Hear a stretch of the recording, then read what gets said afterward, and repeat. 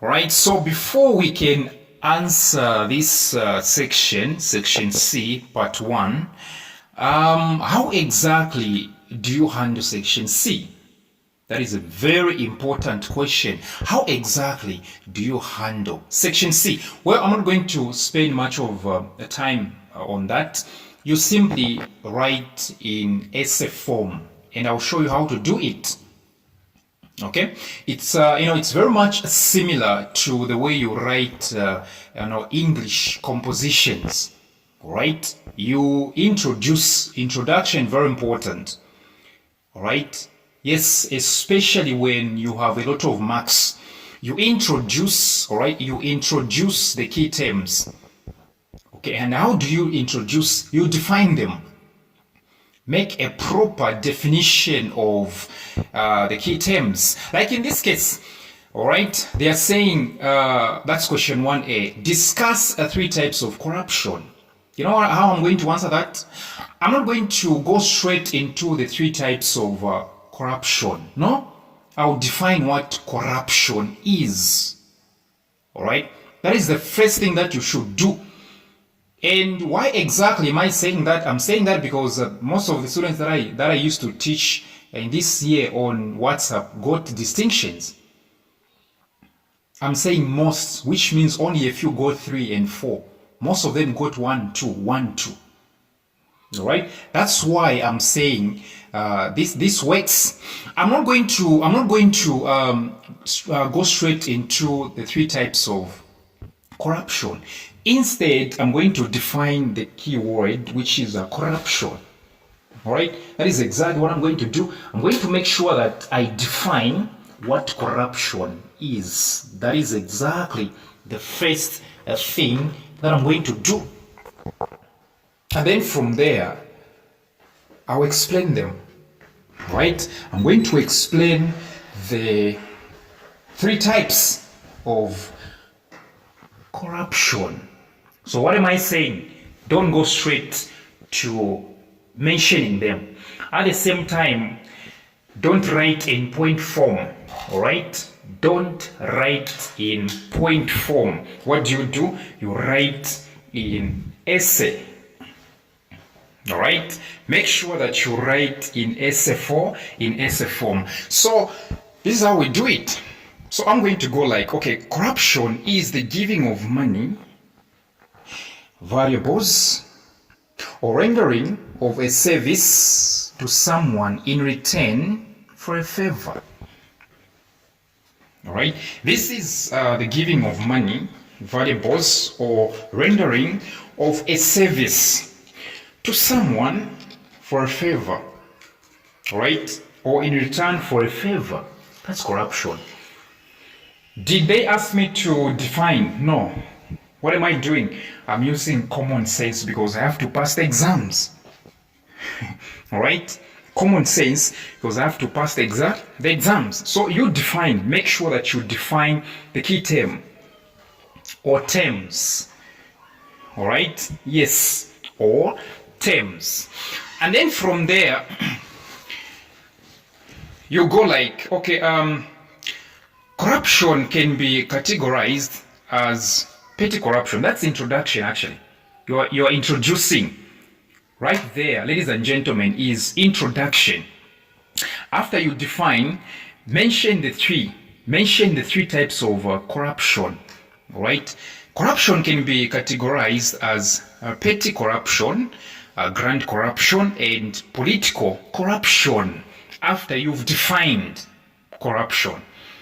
Now, in the second paragraph, which is the main body, make sure that you go in details now.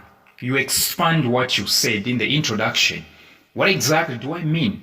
All right, expand what petty corruption is. Expand what grand corruption is. All right, expand what political corruption is. So as you can see here, petty corruption involves small payments. These payments are called bribes, commonly known as nchekelako or ndishamo, or give me a share as well. It is the widely practiced corruption at roadblocks, It is the widely practiced corruption at roadblocks. What am I doing? I'm simply expanding now. Petty corruption. The next paragraph, make sure that you expand what grand corruption is. So you see how I was typing, right? Okay, I'm typing exactly the way you should type English composition. Secondly, grand corruption involves huge amounts of money. It is usually practiced by high-ranking officials or institutions. So this type of corruption is especially those that are in offices, government offices. Okay. For example, payment made for favors in awarding government contracts. That's one type of. Let me say that's an example of a grand corruption. All right. For you to get a contract, a government contract, you bribe somebody. That is grand corruption. Public appointments or privatization of government owned by assets or companies. Like what happened in I don't know if it's 1996 during Chiluba's regime. All right, there was a privatization like crazy. So such type of such type of corruption is called grand corruption. So from there now you expand what you said. Remember, in the introduction, after defining corruption, you state the three types. Do not expand them in the introduction. Don't expand them. Expand them in the following paragraphs. All right? So, and lastly, I was like, political corruption. This type of corruption is associated with the electoral process. Okay, yes, this one is about voting. Corruption that is involved in during elections. It is usually practiced by those contesting for political power. For example, donation of money to influence the voter's choice, cash or material distribution to influence voters during election period, and provision of beer to influence voters' choice.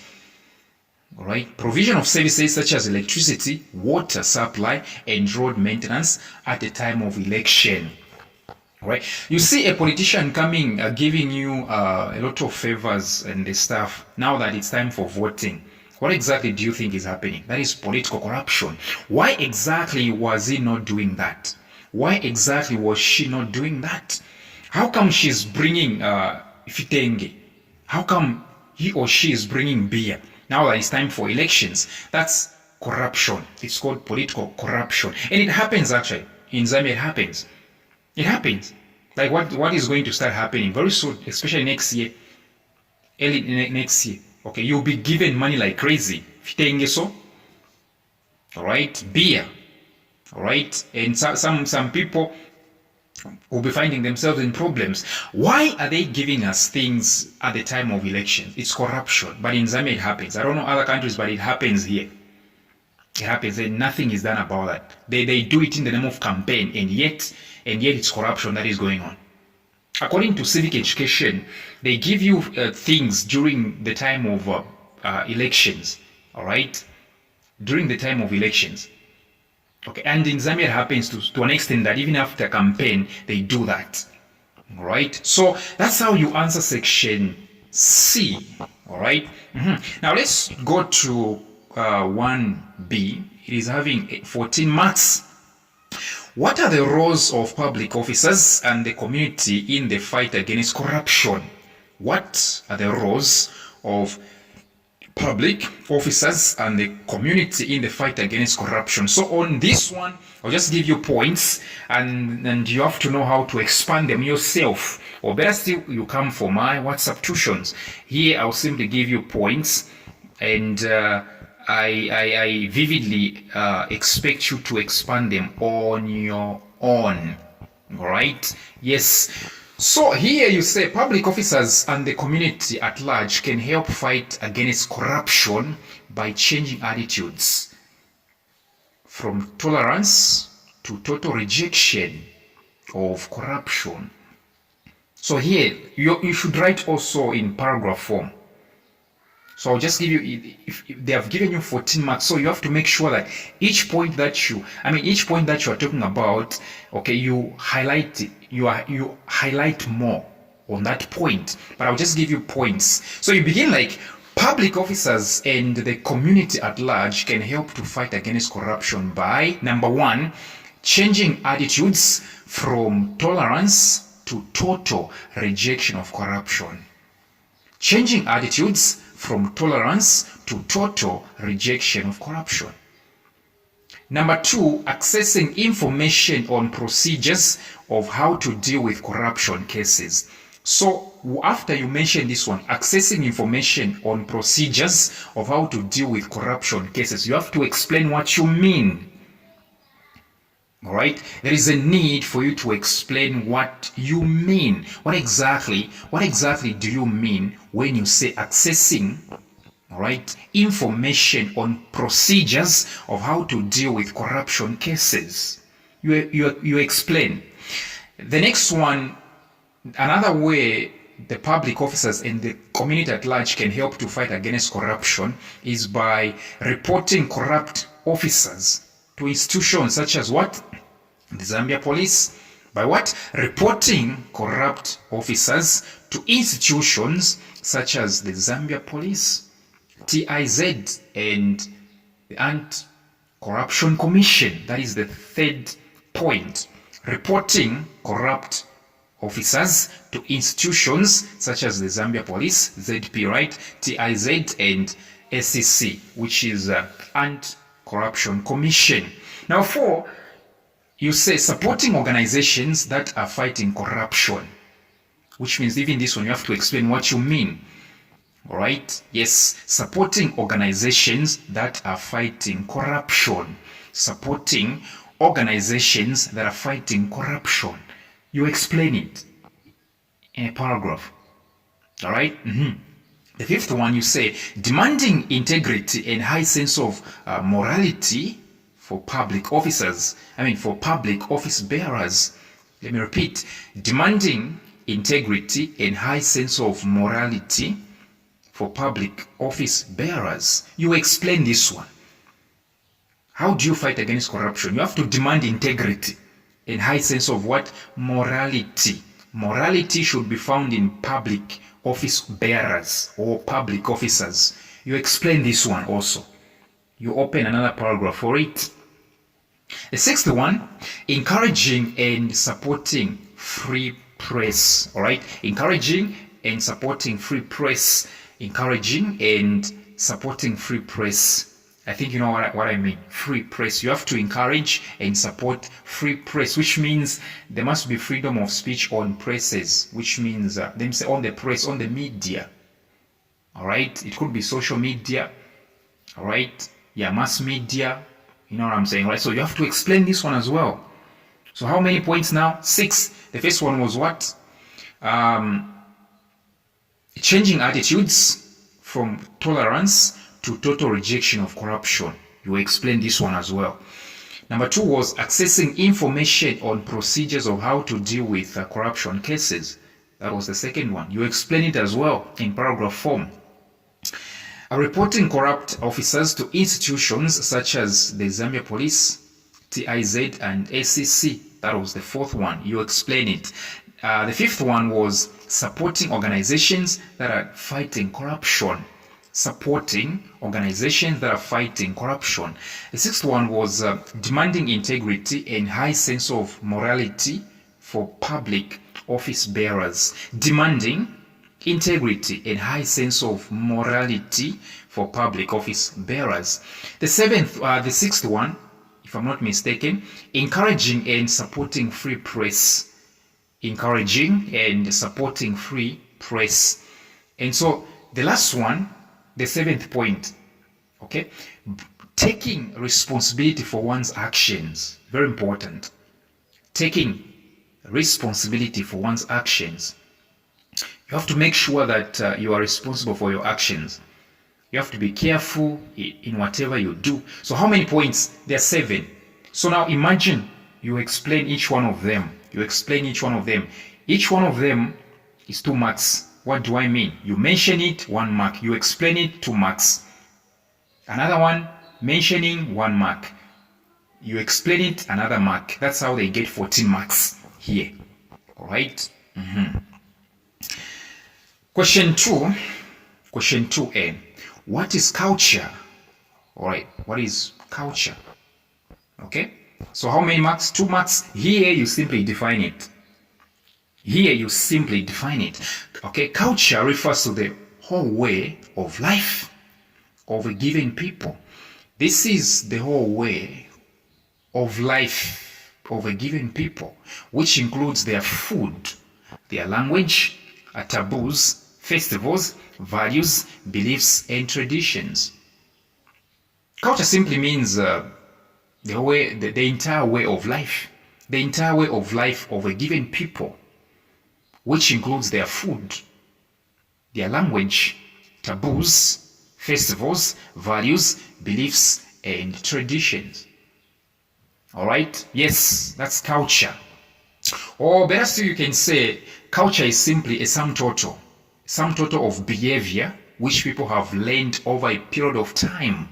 This is simply the sum total of behavior which people have learned over a period of time and defines ways by which they do things. This is the sum total of behavior which people have learned over a period of time, and it defines ways by which they do things. 2 marks, you get it. Next one, we have discuss Zambia's cultural practices. Now, since you've defined culture, no need to define culture again. Here you simply go straight to the point.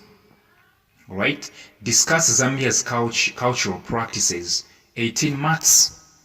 All right? 18 marks. Discuss Zambia's cultural. Okay, so what they do? They make sure that this is Zambia's cultural practices. They are about 3: traditional ceremonies, all right, respect for elders, okay, rites of passage, extended family system. All these are cultural practices in Zambia. All right, respect for elders, extended family system, rites of passage, traditional ceremonies. These are among them. So how do you answer them? You do exactly the way I showed you. All right? Each point that you open, you write it in paragraph form.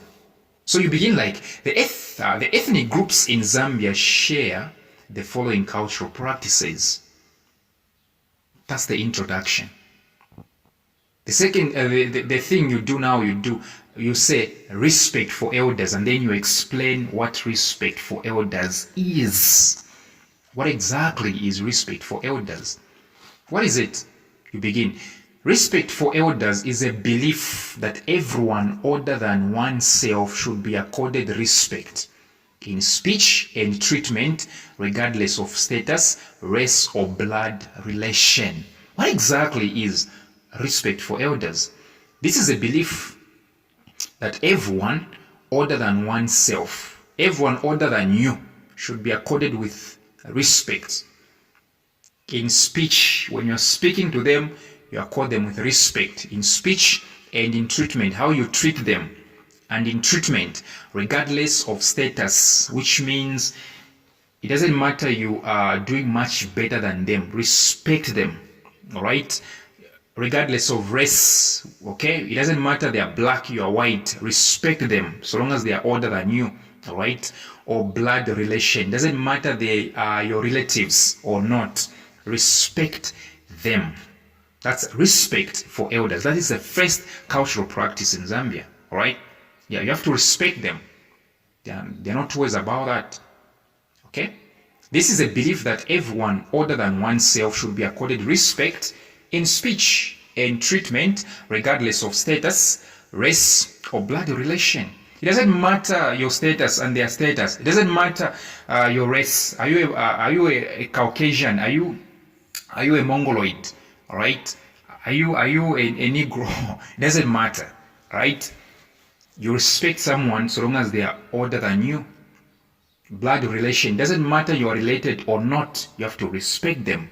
Okay, young people are supposed to kneel when speaking to elders. This one sums up everything.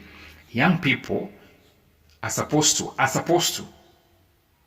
they're not words about that, are supposed to kneel when speaking to elders. Young people should do that. They're supposed to kneel when speaking to elders.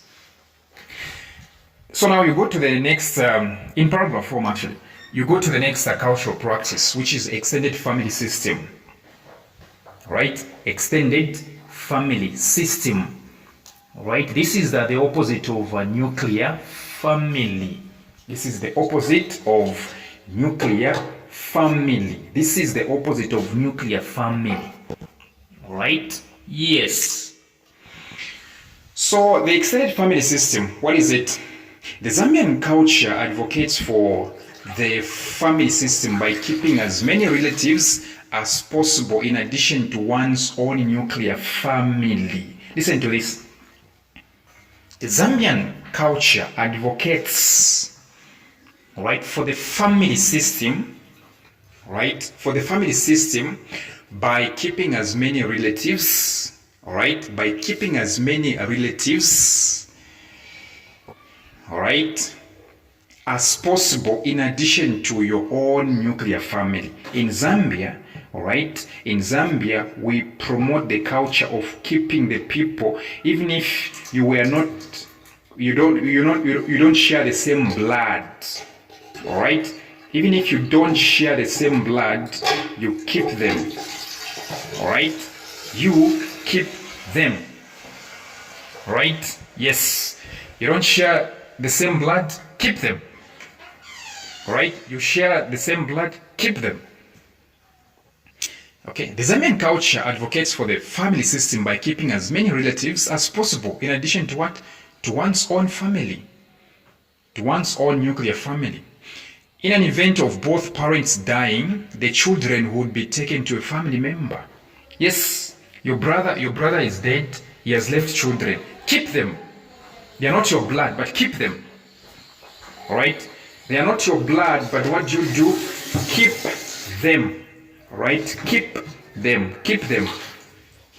All right, so that's Zambian culture. That is exactly what we believe in here. So this is how they actually tally your marks. The next cultural practice is rites of passage.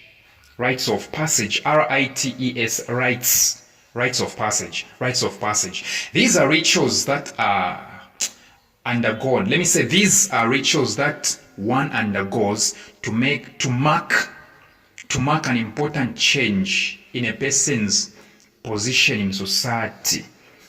What are these? These are rituals that one undergoes to mark an important change in a person's position in society. Right? When you grow, especially when you reach puberty, it must be something that you should do, or something has to be done on you. Okay? To mark your position now in the society. You're no longer a child. Alright? You are getting married, there must be some rites that should be performed. Alright? They include such rituals as the naming of a newly born baby. When a baby is born, all right, we have to give it a name because we have to understand that this one should be given a mark, okay, as an important asset in the society. All right, yes, giving the name of a newly born baby. Initiation, like Mukanda, all right, and in Kolola. I don't know if you heard about it. Mukanda and Kolola, all those stuff. Where they do circumcision and those stuff, you know what I'm saying, right? Initiation ceremonies. Okay. Another passage of rite, marriage itself. When somebody is entering into a marriage, all right, there must be some rites that have to be performed. It's a mark that they're entering into another thing, a different thing. I think we are together on this one. Even death. Yes, death is another thing. Okay, I think you've seen when somebody can pass on somewhere, but they'll make sure that That person is accorded with respect. That person is buried. Buried, okay, with respect. All right? People will sing. Okay, people will cry. All right? Yes, even if who is the person that is dead is a mad person, people will cry. All right? So, yes. And there are those rights we call after death. So now examples, examples actually, we can talk about like itsungu, when, itsungu, right? When somebody falls puberty, when somebody has hit puberty, right? We call it itsungu, all right? Or like I said, mukanda. These are some of the examples, right? So I'm not going to explain the last one. It's traditional ceremonies. Yes, traditional ceremonies are also rites of passage. Many traditional ceremonies are held to celebrate past events. You have to know the reason why people celebrate traditional ceremonies. Okay? You have to know why they hold traditional ceremonies. It's simply to do what? To celebrate the past events. Okay, because the past is very important. We have to know where we're coming from. Okay? And not only that, traditional ceremonies are also important with regards to what? Okay? They have other functions. Okay? Traditional ceremonies have got other functions, such as what? Expressing, reflecting, and reinforcing cultural relationships and virtues. Alright? Observing certain rituals, okay? Communicating important cultural themes through the use of special forms of language, music, and dance, a connection to the ancestors. Yes, traditional ceremonies have got this way of making Zambians connect themselves to their ancestors, spirits, okay, providing oral history, and the rest the rest, it. Examples of traditional ceremonies in Zambia, we have them: Mutomboko, all right, of the Lunda people; Kuomboka ceremony by the Los people; Ukusevya Pamwe by the Bemba people; Likumbi Amize by Luvale people; Nchwala from Eastern Province, right? Ngoni people, right? Yes. So make sure that you report for my WhatsApp tuitions.